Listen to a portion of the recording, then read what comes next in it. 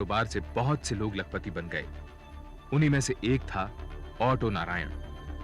उसके ऑटो का कारवां उसके अवैध शराब और वेश्यावृत्ति के धंधे को छिपाने का एक कारगर हथियार था। उसके लोग फिरौती वसूलने का काम भी करते थे। अपनी जिंदगी में आई औरतों को अपने कब्जे में रखना ऑटो नारायण की एक बड़ी कमजोरी थी। उसका यह जुनून पागलपन की हद तक था। वो खुद को कानून की पकड़ से बाहर समझता था। लेकिन क्या कानून के पास ऑटो नारायण जैसे कुख्यात मुजरिम के लिए कोई सजा थी?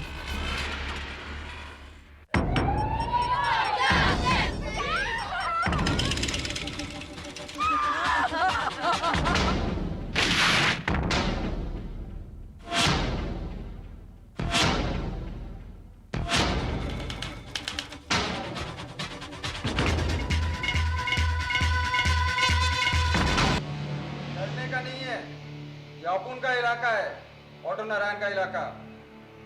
क्या यहाँ पुलिस का लफड़ा नहीं होगा? देखो यहाँ मिनिस्टर एक्टर सब आता है। अपना होटल, एक लड़की, 1 घंटा, सिर्फ 200 रुपया। क्या भिजा हो जाएगा क्या? 500 रुपया वही डील। बेबी लड़की तो देखना, हाँ बोलेगा तो चढ़ जाने का है, नहीं बोलेगा तो हवा मारने का है, मालूम?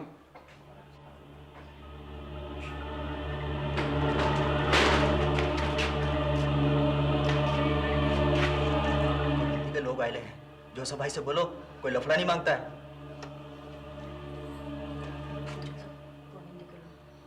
क्या बात है गुरु?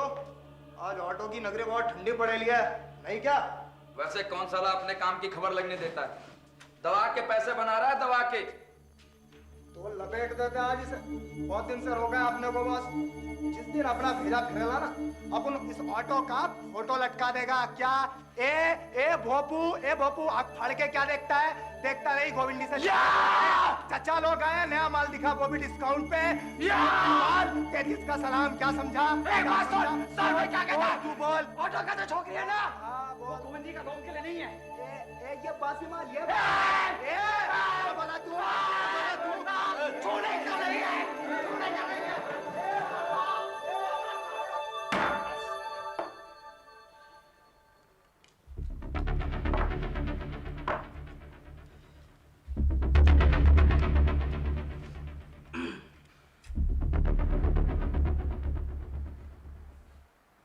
अपना तो आज साला सितारा ही खराब है ना जी। इतनी कोशिश कर रहा हूँ, साला एक पत्ता नहीं आ रहा। रामो, ए रामो, क्या चिल्ला क्यों रहा है? अरे बर्फ लेके आना, इस गर्म बर्फ को पी के आपका सिर फोड़ूंगा क्या मैं? चिल्ला मत, दे रही हूँ।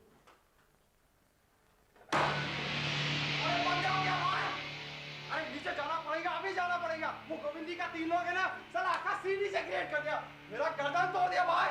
इन लोग दूसरी बार अपन का इलाके में आए भाई।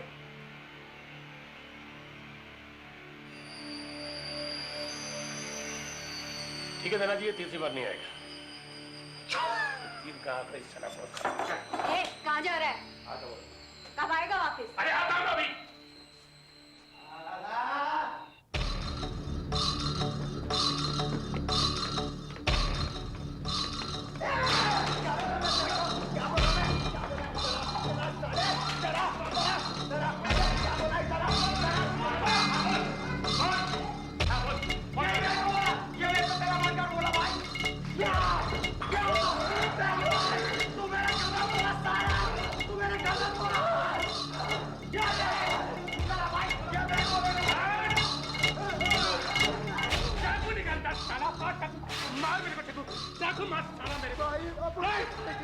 मैं तुम साला खवंडी वालों को बोला ना कि ऑटो नारायण के एरिया में कोई घुसनेगा। भाई अपन कुछ नहीं किया भाई।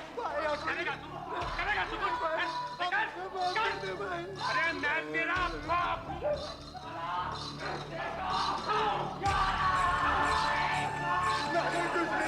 कुछ करना चाहता ना? करना।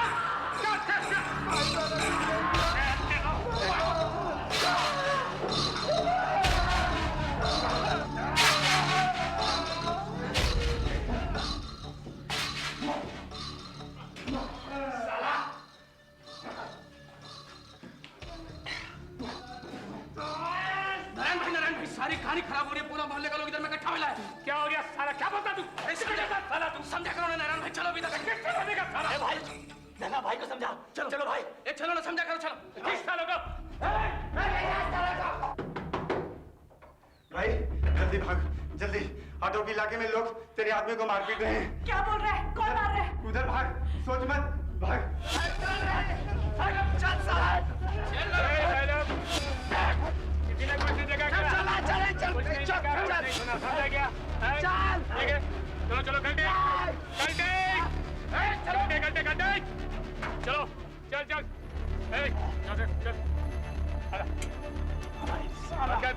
बंद कैसे टेम्पो। गणपत को देखा किसी ने देखा गणपत को। गणपत। ऑटो नारायण और उसके साथी गोविंद के इन 3 गुंडों को ऑटो के घर ले गए, जहां उन्हें दोबारा दरिंदगी से पीटा गया। इस सारी वारदात को छिपाने के लिए उन्हें 6 घंटों के लिए बक्से में बंद कर दिया गया। क्या हुआ शानू को?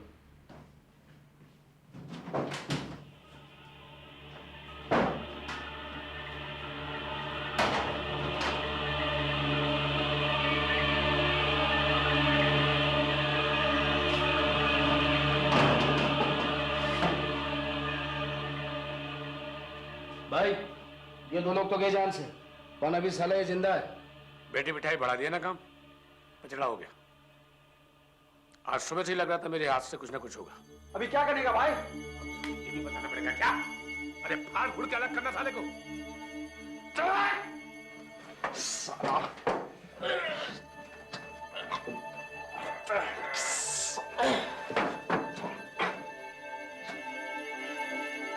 अब कहां ठिकाने लगाना है नैना जी? भाई एक बिल्डिंग बन रहा है मेरे यार का, बहुत बड़ी जगह है, वहीं जाके गाड़ देते हैं सालों को।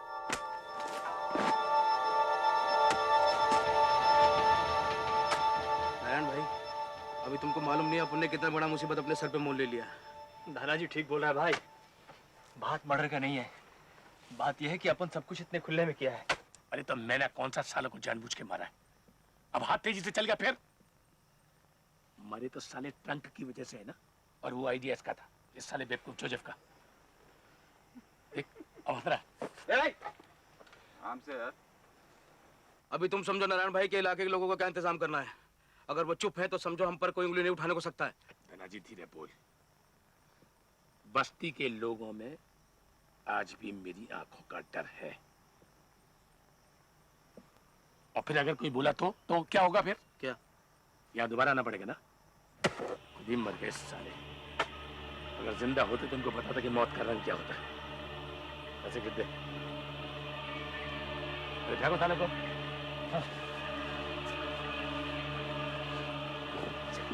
साला! उठा दे।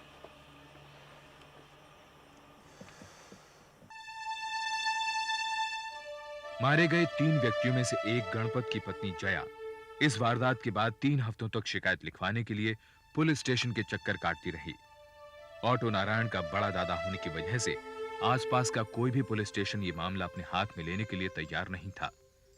अंत में मानखुर्द के थाने में ऑटो नारायण के खिलाफ मारपिटाई और अपहरण का मामला दर्ज किया गया, लेकिन नारायण की गिरफ्तारी महज एक दिखावा थी। चलो भाई इंस्पेक्टर, आज तुम्हारी गाड़ी में भी शेयर करते हैं। चलो नारायण भाई।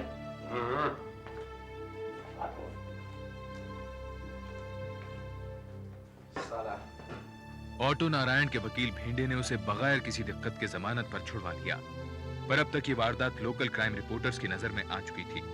अगले कुछ ही हफ्तों में अखबार की सुर्खियों की वजह से पुलिस पर दबाव बढ़ने लगा, जिसने उन्हें ऑटो के खिलाफ गवाहियां इकट्ठी करने को मजबूर कर दिया।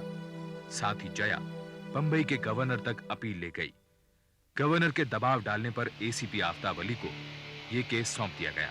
क्या शुरू कर दी थी तुमने? हाँ?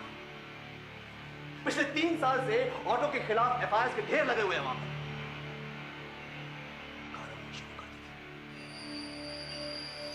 क्या एक्शन लिए तुमने? क्या फॉलो अप किया तुमने? सर राजन, आज के बाद मैं ये केस हैंडल करूंगा। मुझे भी देखना है तुम्हारा ये ऑटो नारायण क्या चीज है।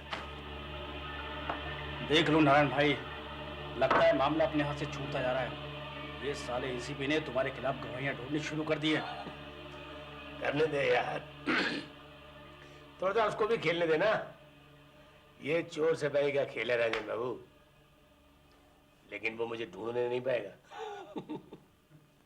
ले थोड़ी सी और पी।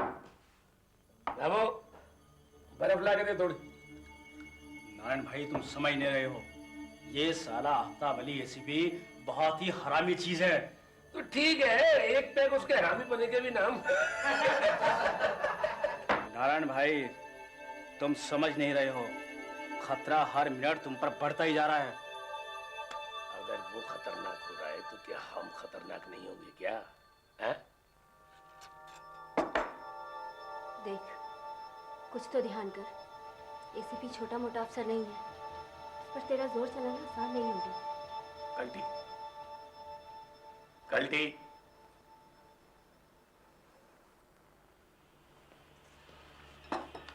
भाई मैं पहले भी बोला था, अभी भी बोलता हूँ, अगर इलाके से गवाई गई तो। अरे किसकी मौत आई है जो कि मेरे मुंह पर थूक करके जाएगा? सारा बस्ती के एक कोने से दूसरे कोने तक आग लगा दूंगा मैं। धंधा किया है मैंने, धंधा। कोई घास नहीं उगाई है जो कोई भी आएगा और उसको छेड़ करके चला जाएगा। चल वहां जाके बैठ, टिकट दे मेरे को। केस हाथ में लेने के कुछ ही दिन बाद आफ्ताब अली की नजरें थाना जी पर गड़ गईं। उनकी निगाह में थाना जी ही ऑटो के गैंग का एक ऐसा आदमी था जो उसके बारे में कुछ बता सकता था। बाकी सब लोग किसी न किसी तरह से ऑटो नारायण के रिश्ते में थे। थाना जी इस रिश्तेदारी में नहीं आता था। जल्दी ही उसे रिमांड में ले लिया गया। मुझे कुछ नहीं पता, मुझे कुछ नहीं मालूम, नहीं मालूम। सब मालूम है तेरे को, तेरे को सब मालूम है। गरम लगता है पुलिस के सामने शर्मा रहा है साला। चटकार इसको। छोड़ दो मुझे, छोड़ दो मुझे, छोड़ दो। मुझे कुछ नहीं मालूम। मैं सिर्फ ऑटो भाई के लिए वसूली का काम करता था। मेरे को किस्तों में डिलीवरी नहीं चाहिए, किस्तों में डिलीवरी नहीं चाहिए मेरे को। साफ साफ बोल, साफ साफ बोल। अच्छा फीडबैक चाहिए तेरे को, दे रहे फीडबैक इसको। नहीं मालूम तेरे को, नहीं मालूम तेरे को। बहुत हो गया तेरे सामने पीठ बजाते हुए साले। बोल, नहीं मालूम तेरे को? हाँ नहीं मालूम तेरे को? हाँ जल्दी बोल वरना खोपड़ी उड़ा दूंगा मैं। बोल जल्दी बोल। बताता हूँ। हाँ बोल सब बताता हूँ। हाँ बोल। हमने गोवंडी से आए थे, उन लोगों को मारा था। एक दिन वो 3 लोग, गणपत और उसके साथी। आफ्ताब अली के लिए थाना जी का यह बयान ऑटो को हिरासत में लेने के लिए काफी था। देख, ये ठीक नहीं कर रहा। बहुत होगी तेरी दादागिरी, कर ली तूने बादशाही। क्यों जमीन पर कैसा लग रहा है? दे रहे इसको, दे इसको। देख, मैं फिर कह रहा हूं ये ठीक नहीं कर रहा तू। अबे साले, तेरे ठीक और गलत का डेफिनेशन मैं बदलता हूं। आज साले की खाल में मसाला भरी दो, मार साले को। देख ऐसे भी मैं कह रहा हूं मुझे हाथ मत लगाना। हाथ मत लगाना साले, हाथ मत लगाना। ले 2 हाथ लगा लिया, क्या कर लेगा तू? हाँ क्या कर लेगा तू? तू क्या समझता है? हाँ तेरी बहुत पहुंच है, हाँ कोई तुझे हाथ नहीं लगा सकता। ले हाथ लगा लिया, क्या कर लेगा तू? सुन तेरा उधर है ना, हाँ दादाजी उसके साथ 40 और को खड़े कर दिए मैंने तेरी हजामत बनाने। साले इतनी मार खिलाऊंगा, इतना मार खिलाऊंगा, ये घूंघले बाल है ना तेरे, उसके साथ तेरी नीयत भी सीधी हो जाएगी, समझे? बोल क्या बोलना है, क्या बोलना है तेरे को? हाँ देख ऐसे भी शायद पता नहीं है कि तू क्या कर रहा है। यही तो पता करना है कि मैं क्या कर रहा हूँ साले, यही तो पता करना है साले। मुंह तो तेरा बाप भी खोलेगा। बोल, गोवंडी के उस 3 लड़कों का खून किया कि नहीं तूने? किया कि नहीं तूने? किया कि नहीं तूने? किया कि नहीं खून? किया कि नहीं साले? साला हरामजादा! तू कह नहीं? मैंने 3 का नहीं 6 का खून किया। 6 का खून किया मैं। काट दिया मैंने जमीन पे। बड़े प्यार से मारा था मैंने उनको। ये सीपी हैं? हीरो बनता है ना इस बंद कमरे में, साला इस कमरे से बाहर निकल के दिखाना मेरे को, फिर दिखाता हूं मैं कि नारायण का तांडव क्या होता है। शाबाश ऑटो। ए, पेपर पेन लेके आ, इस साले की स्टेटमेंट उतारता हूं। नारायण से पूछताछ के बाद शिवा, जोसेफ और दूसरे गैंग मेंबर्स को भी गिरफ्तार कर लिया गया। थाने में जुर्म कबूलने के बाद ऑटो नारायण और थानाजी आफ्ताब अली को लेकर उस जगह गए जहां लाशें दफनाई गई थीं। वहां पूरी तरह से क्षत विक्षत 6 लाशें पाई गईं। ऑटो के घर से एक डायरी, फोटो एल्बम और कुछ वीडियो टेप्स सबूत के तौर पर बरामद किए गए। अब ऑटो नारायण देश भर के अखबारों की सुर्खियों में था। क्या नारायण भाई आपने तो सबको पीछे छोड़ दिया। गुस्से में आकर ना जाने क्या क्या बता दिया आपने। वो 6 लोगों के कत्ल का इकबालिया बयान ऊपर से रौब में आकर साइन कर दिया आपने। अब आप ही बताएं, वो एसीपी खुशी में झूमता हुआ गर्दन क्यों नहीं कटवा के चलेगा? तो ठीक है यार, कह दूंगा कि मुझसे पुलिस ने जबरदस्ती दस्तखत कराई, बस। बिल्कुल यही कहना। झूठ है ये, बकवास है ये, मुझ पर झूठे इल्जाम लगाए गए हैं। और ये लो, ये पेपर लो, तो ये लो पेन, जो कुछ बोलता जाऊं लिखते जाओ। एक बार मुझे यहां से बाहर निकालने पड़े, देखना मैं इन सबको के साथ तांडव कराता हूं। अच्छा ठीक है, लिखो। ऑटो नारायण केस में हाथ डालने के बाद आफ्ताब अली ने ऑटो के खिलाफ अपना पक्ष मजबूत करने के लिए उसकी गैर कानूनी हरकतों की तहकीकात शुरू की। ऑटो समाज में अपनी हैसियत बढ़ाने के लिए शहर की प्रमुख हस्तियों के साथ अपने संपर्कों का इस्तेमाल करता था। ऑटो नारायण की डायरी उसके शराब और वेश्यावृत्ति के नाजायज धंधों का कच्चा चिट्ठा थी। उस डायरी में तारीखों से लेकर व्यापारिक आंकड़ों और उसके सभी संपर्कों का ब्यौरा भी था। आफ्ताब अली ने वेश्याओं, दलालों, मोहल्ले के लोगों, दुकानदारों वगैरह से बात करके ऑटो नारायण की क्रूर तस्वीर में रंग भरने शुरू कर दिए। सुबह ऑटो हो गया पंचर? साला, तुझे क्या लगा बे? अपने नीचे 20 औरतों को रख के, दल्लों और गुंडों की फौज खड़ी करके तू भगवान हो गया? तुझे लगता है तेरी रखे रहे जान छिड़कती है तुझ पे?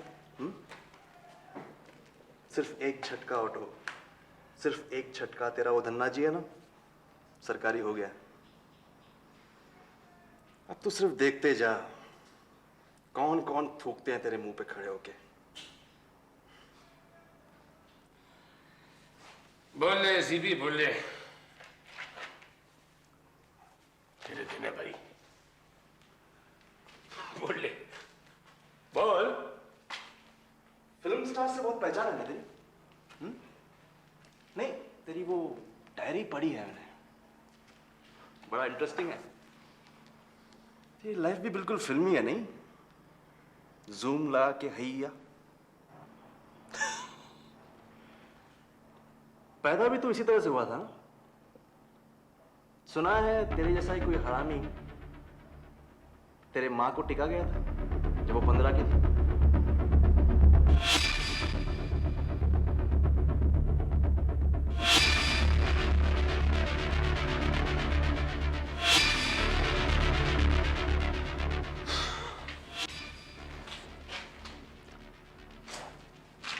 लगता है आज का दिन अच्छा गुजरेगा, तेरा थोबड़ा जो देख के।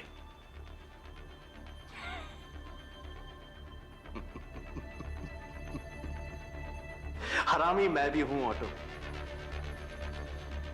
तेरी जगह होता तो शायद अपनी बात दबाने के लिए इसी तरह से हंसता।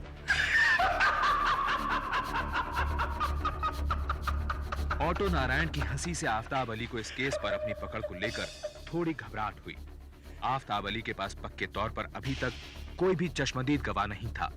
अब उसके पास सिर्फ एक ही उपाय था कि थानाजी गवाह के कटघरे में आए और ऑटो नारायण के साथ किए गए अपने सभी कथित अपराधों को कबूल करे। अब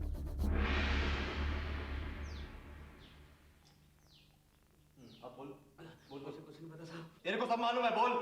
साहब, अगर मैं ऑटो के बारे में कुछ भी बोला तो मेरे को जान से मार देगा साहब। अगर तूने गवाही नहीं दी तो मैं तेरे को मार डालेगा। बोल देगा एनकाउंटर में मारा गया था। बोल, बोलना करना है साहब। साहब, तुम तो तुम्हारा काम करके निकल जाएगा, मेरे को छोड़ देगा तो? ये देख ना, बात बिल्कुल साफ है। अगर तूने ऑटो का साथ दिया, वो तो मरा ही मरा, साथ में तेरे को भी फांसी हो जाएगी। बोल, क्या बोलता है? अगर तुमने गवाही दी तो सिर्फ ऑटो को फांसी होगी। तेरे को मैं कानूनी तौर तरीके से बचा लूंगा। बोल, क्या बोलता है? बोलना है नहीं बोलना है? क्या बोलना है?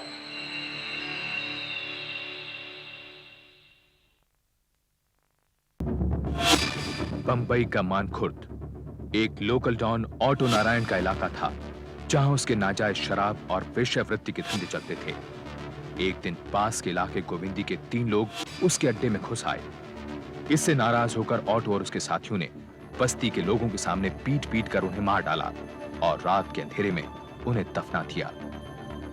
मारे गए एक आदमी की पत्नी जया ने बंबई के गवर्नर से मदद की अपील की।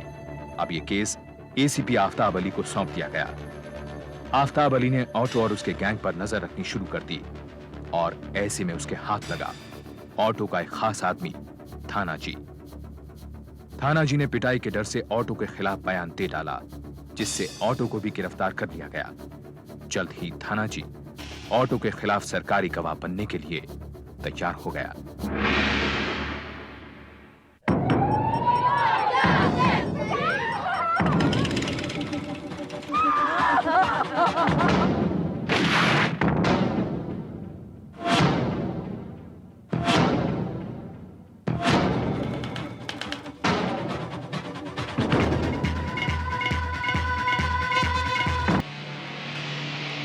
अली, क्या बात है ऑटो? जेल के खाने से भी तेरे चेहरे पर चमक आ रही है। क्या बात है? तेरी ये ऐश की जिंदगी छीनने के लिए अल्लाह मुझे कभी माफ नहीं करेगा। क्यों बे, हंसी नहीं आ रही? हंस दे ना। अरे हाँ, तेरा वो धन्ना जी है ना, उसने तेरा मीटर डाउन कर दिया।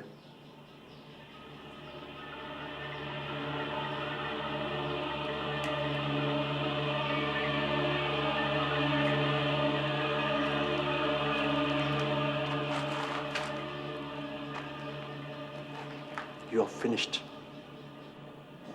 you bastard.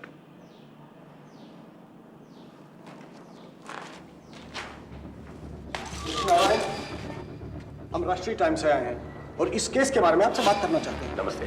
देखिए, हमें ऑर्डर नहीं है इनसे बात करने का। अरे ठीक है यार, 1 मिनट ठीक है तो बात है। आपने देखा मैं अपना धंधा पूरी ईमानदारी से करता हूँ। मैंने अगर अपने थोड़े से कुछ पैसे कमा लिए तो इन सारे लोगों को जलन होती है।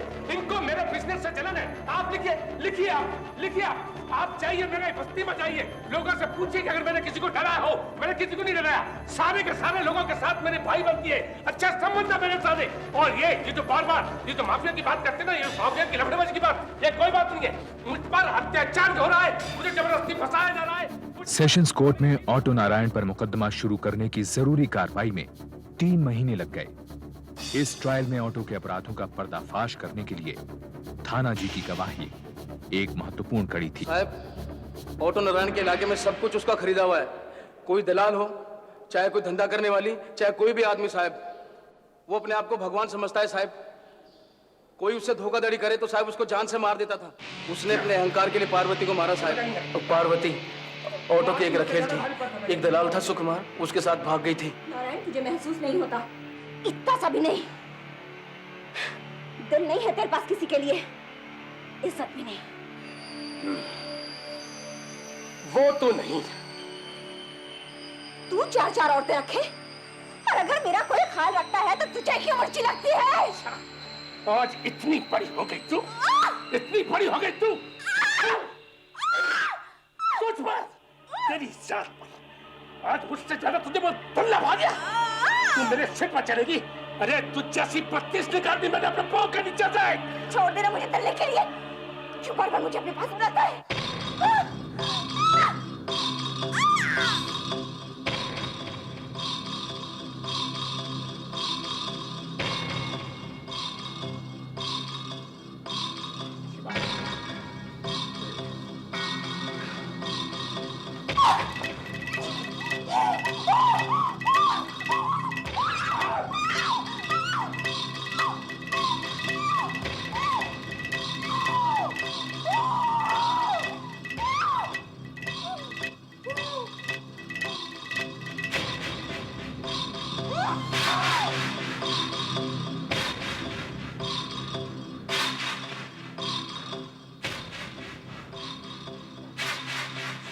साला और नहीं मिलता है।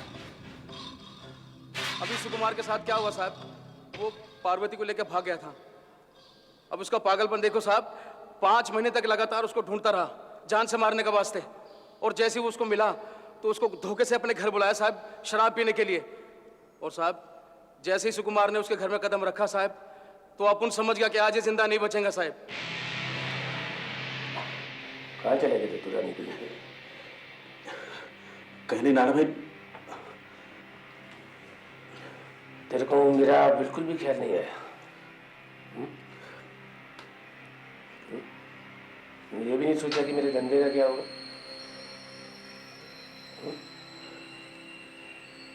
ऐसे तो कोई भी इधर उधर जाने लगा तो मेरे धंधे का क्या होगा?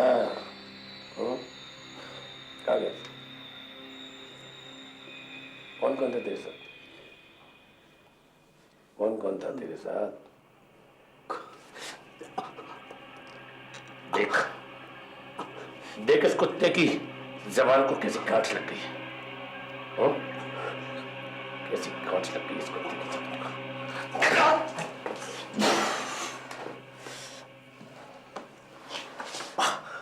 शिवा कहाँ से निकला?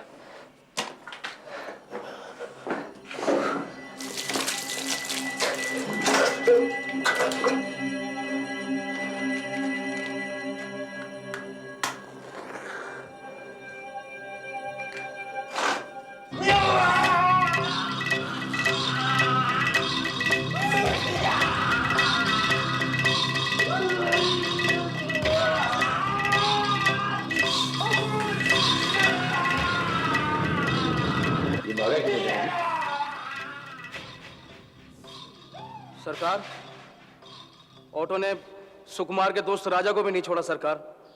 राजा सुकुमार की हत्या को लेकर ऑटो को ब्लैकमेल करना चाहता था सरकार। एक खतरनाक मुजरिम पर कैसे विश्वास किया जा सकता है योर ऑनर?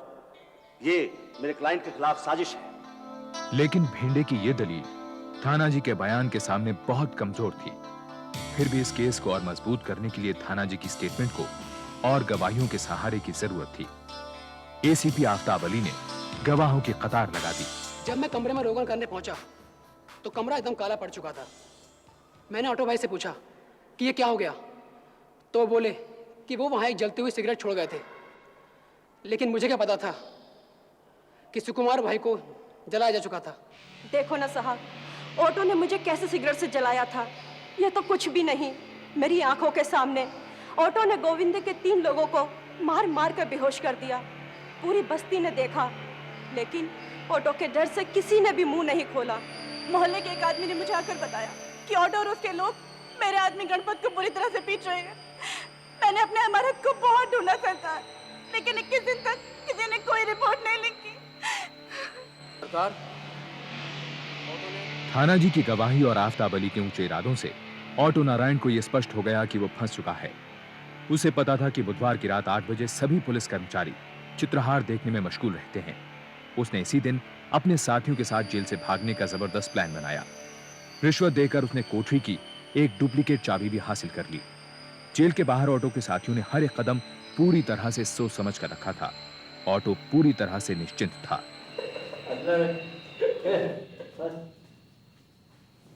देख, अब मैं तुझे दिखाता हूं। ये है वो जयदाना, है ना टॉप की हीरोइन। पता है, अपना सीन बड़ा दिखाने के लिए पेडिंग करती है। क्या बात है?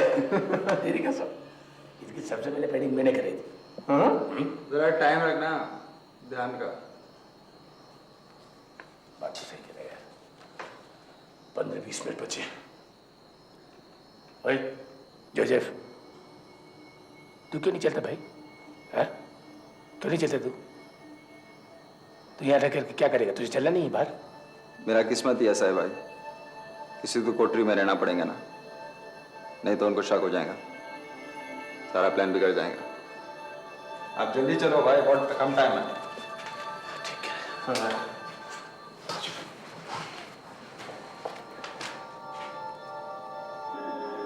कितना बढ़िया गाना है। क्या चीज है यार? क्या बात है, मजा आ गया।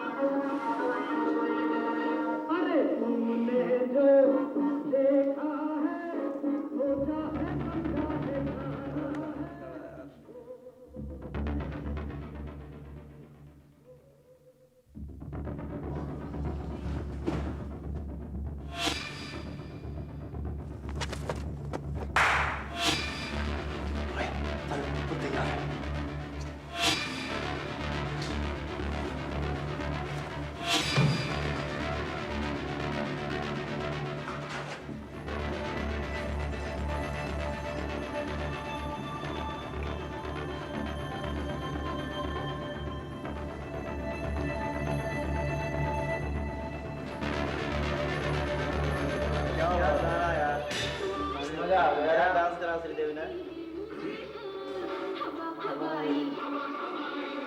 अरे एक बार उधर भी देख का चेक कर ले क्या हो रहा था। क्या डांस करा यार श्रीदेवी ने। मजा आ गया। हाँ सब ठीक है ना। हाँ सब ठीक है।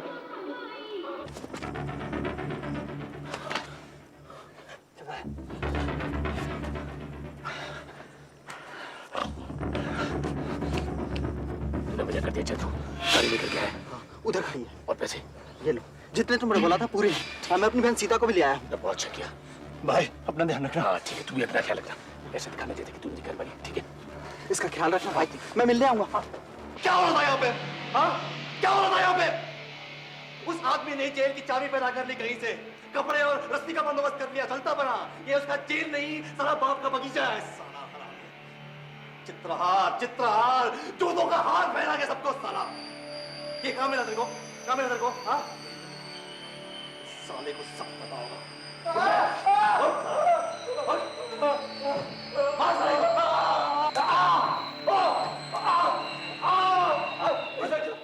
बस कर ए ऑटो की पिल्ले। बोल तेरा बाप कहाँ है?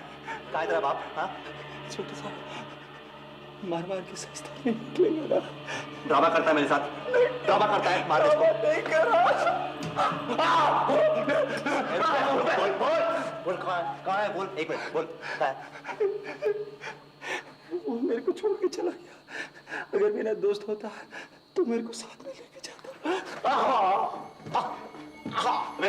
रुक बे इधर आ बे ऑटो के पिल्ले। ये नहीं बोलेगा साला। इसकी आंखों में देख, जान देने का बाकी है इसको। राम का पिल्ला। बे सुन, तेरा बाप है ना, हमारी चाबी ले गया है, लेकिन अपनी चाबी पीछे छोड़ गया साले हरामी। भागने की हड़बड़ी में ऑटो नारायण कागज का एक टुकड़ा जेल में ही छोड़ गया, जिसमें 2 पते लिखे थे। इन पतों को लेकर आफ्ताब अली ने ऑटो नारायण की पत्नी से उसके घर जाकर पूछताछ की। उसे पता चला कि इन पतों में से एक ऑटो की मां का है, जो बंबई में अकेले रहती थी, और दूसरा पता राउरकेला में उसके पिता का था। पता उसकी बात है, लेकिन वो मिलने नहीं आता, और ये भी नहीं आया मिलने से। कौन मिलेगा उस गंद के औलाद से? ए, तुझे कभी निकलने की चाह नहीं हुई इस गंद से? पुलिस को जब बंबई में छापा मारने से कुछ हासिल नहीं हुआ, तब आफ्ताब अली ने पुलिस दल के साथ राउरकेला जाकर ऑटो नारायण के पिता के घर को अपना निशाना बनाया।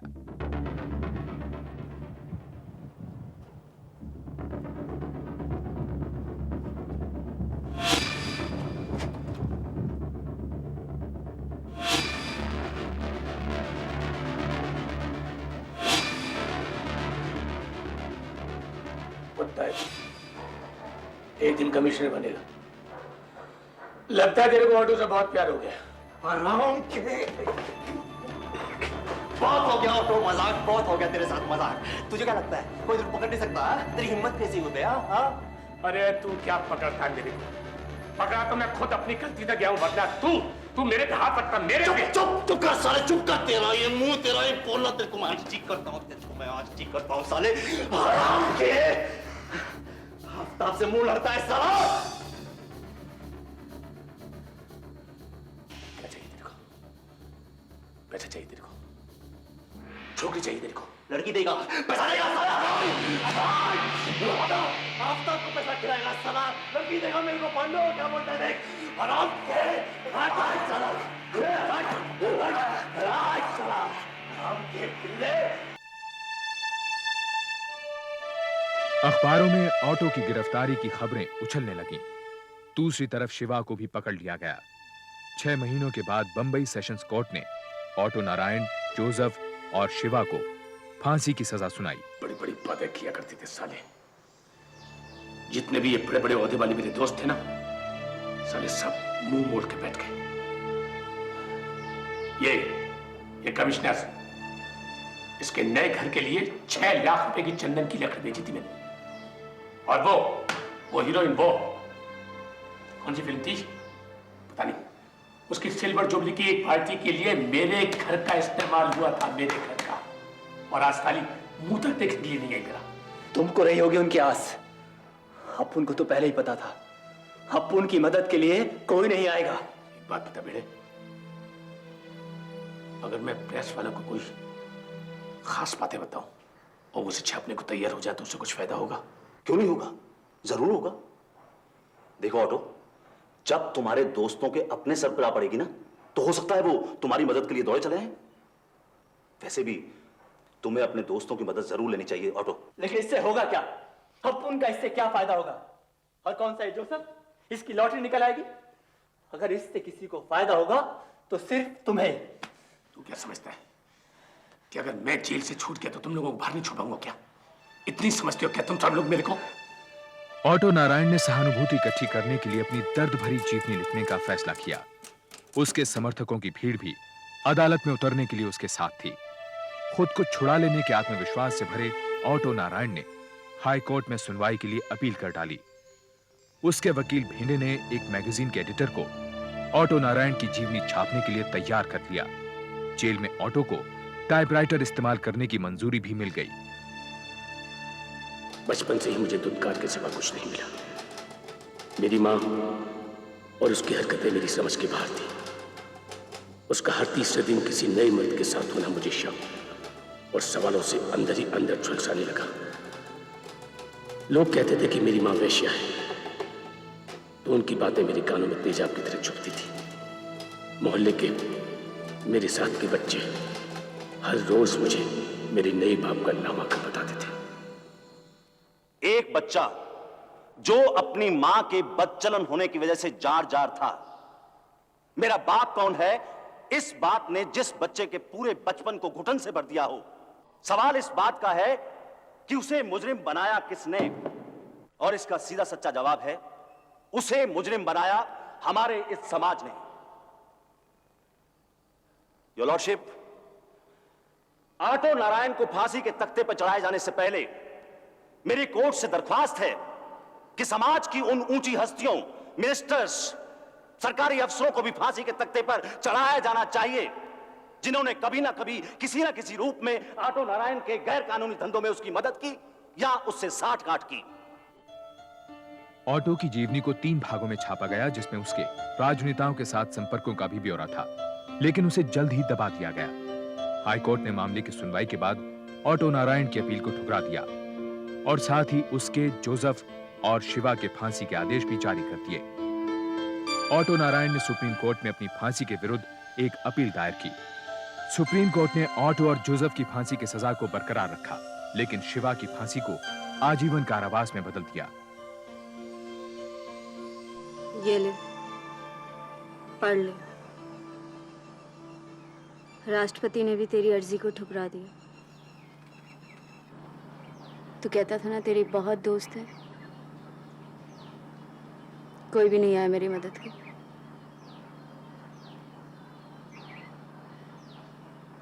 मैंने बहुत सोचा अपने बच्चे के बारे में।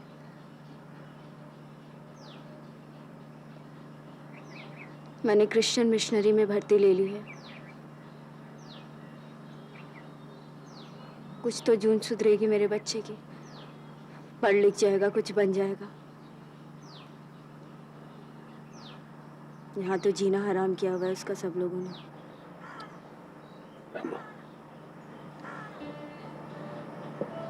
मेरा मन करता है मैं तेरा बच्चा बन जाऊं।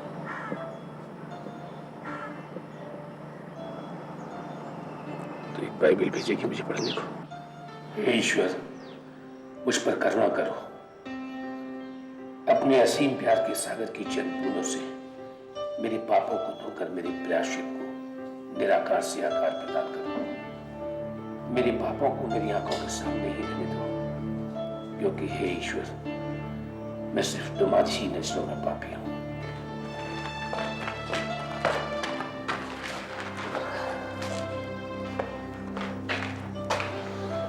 मैंने अनजाने में तुम्हारे विश्वास को ठेस पहुंचाई है, क्योंकि मैं जानता हूं मैं पापी हूं, मैं पापी हूं, मैं पापी हूं।